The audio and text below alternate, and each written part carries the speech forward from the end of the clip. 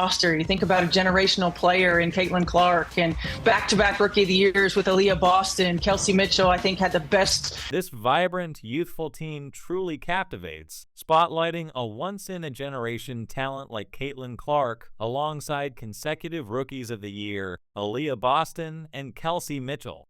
Kelsey undoubtedly is enjoying the finest season of her career. In a recent conversation with Caitlin, the air was buzzing with excitement, a sentiment I've sensed ever since I first watched her dominate the court in 8th grade while I was coaching at the collegiate level.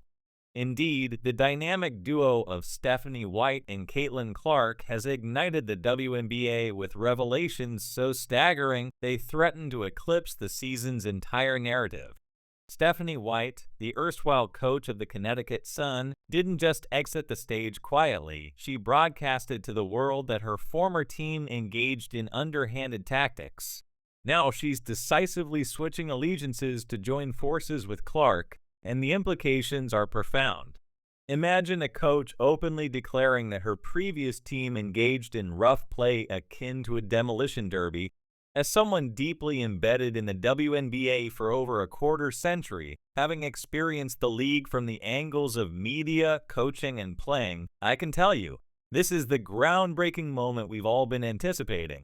Now the spotlight turns to Dejona Carrington and Alyssa Thomas, previously celebrated stars of the Sun, who find themselves at the heart of the controversy.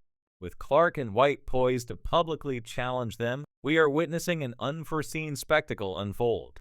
This is a pivotal time, a chance to rally around this momentum, to elevate this team and franchise to new heights of success. Let's seize this moment and the remarkable opportunities it presents. If you're puzzled as to why Stephanie White would opt to coach the Fever, or you're questioning the whereabouts of Christy Sides, you may need to catch up on recent events. Christy Sides, the coach credited with lifting the Fever from obscurity into their first playoff since 2016, was abruptly dismissed. That's right, she was ousted despite engineering what seemed like a miraculous revival. This decision has set off a whirlwind of reactions. The fan base is split to one side is outraged, decrying the move as unfair and ludicrous, especially given the hope Sides injected into a franchise long considered a league joke. The other side, however, isn't lamenting. They view this as a daring, necessary move, a push towards excellence rather than settling for a mere feel-good story. They crave success, not just survival. For me, this is an extraordinary chance, one I'm profoundly thankful for. But why was Sides let go? The inside scoop reveals that while she did lead the team to the playoffs, her coaching record was far from flawless. Her defensive strategies were fragile, resembling wet tissue paper, which often left the Fever vulnerable whenever teams intensified their attack. We saw consistent gaps in the lineup, unchecked shots from opponents, and defensive lapses so severe they had fans wanting to bury their heads. And her player management? Let's just say it was less than stellar. During my time coaching at the collegiate level and covering games, working with her and this youthful team was genuinely thrilling. However, the team dynamics under her watch were chaotic at best. Starters were exhausted at critical times, and bench players were misaligned as if selections were made at random. And adaptability during games? Practically non-existent. When opponents disrupted our strategies, Sides seemed out of her depth with no contingency in place. Yes, she did bring the Fever back into the spotlight, but when you aim for excellence, mediocrity simply won't do. Number 22 is truly exceptional. She's not just putting the ball in the basket more frequently, she's a scholar of the game, a genuine enthusiast of basketball. Her ability to manage the limelight while staying focused on the game is impressive. She's here to play, here to win, nothing less. Now, let's talk about Stephanie White. The basketball community is electrified, reminiscent of draft day excitement. And it's no surprise White is practically Fever royalty. Having played for the team, coached them, and even steered them to the WNBA Finals in 2015, she's deeply ingrained in the franchise's fabric, her connection running deeper than long-standing rivalries. However, while her coaching stint with the Connecticut Sun, boasting a remarkable 55-25 record over 2 seasons and clinching the 2023 WNBA Coach of the Year, adds to her illustrious resume, there are whispers of doubt. The WNBA has transformed, emphasizing speed and tactical sophistication. The question looms: can White adapt her reputed old-school methods to keep pace with the league's evolution, or will she be outpaced by the relentless tempo of modern basketball? This isn't merely a sentimental return, it's a high-risk venture where her legacy and the Fever's future are intricately linked. Consider the stakes within the tough terrain of professional sports. Christy Sides, who led the team to their first playoff appearance since 2016 and orchestrated a dramatic turnaround from a dismal 1-win 8-loss start, knows this all too well. But Caitlin Clark's rookie season has been nothing short of seismic, capturing the attention of WNBA veterans and fans alike. In 2024, Clark didn't just accumulate assists, she dominated the league in this metric, an astonishing achievement for a rookie.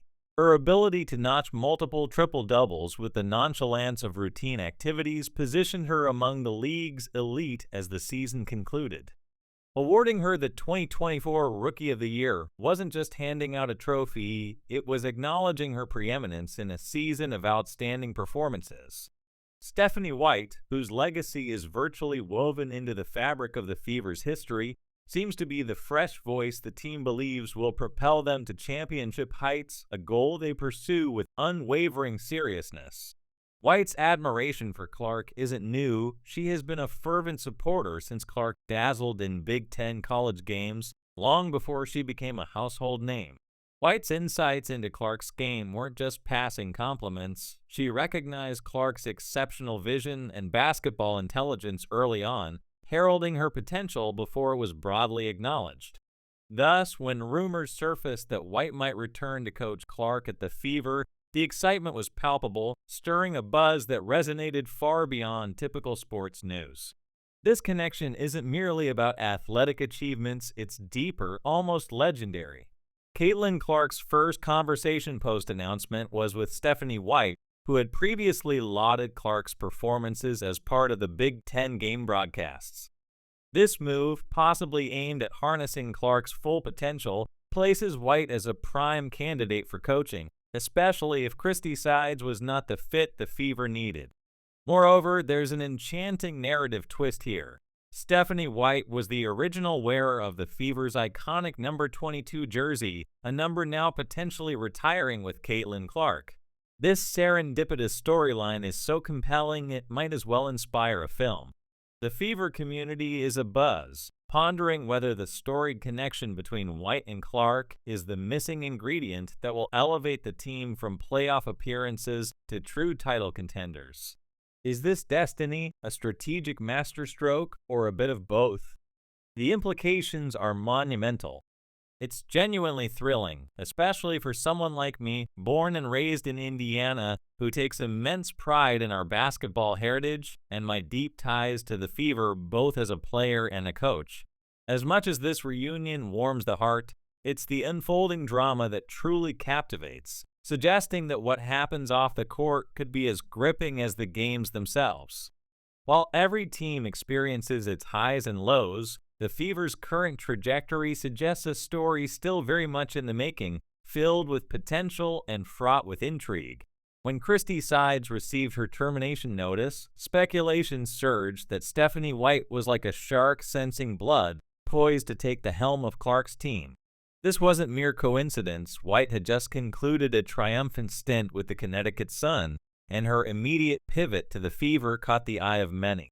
Was this a strictly professional decision, or did her profound admiration for Clark influence her swift action?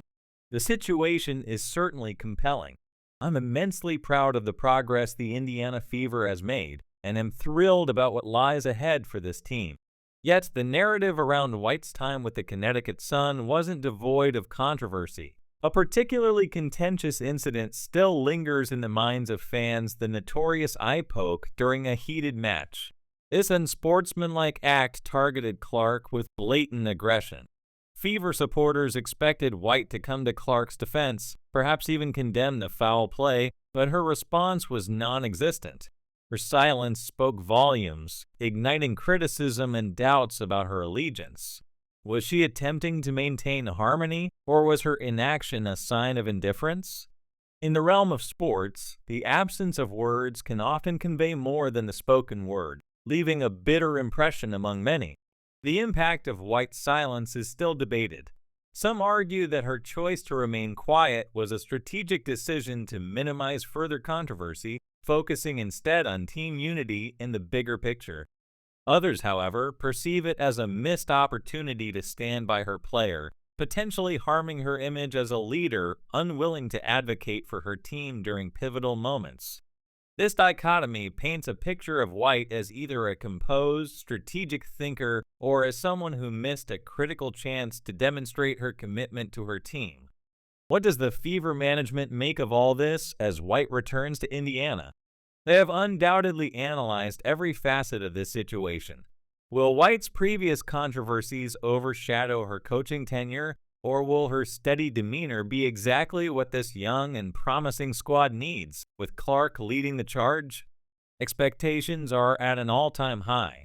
What's clear is that the Fever is intent on making significant strides, and White's forthcoming decisions will either lay the groundwork for a new chapter or spark further debate about her role and effectiveness.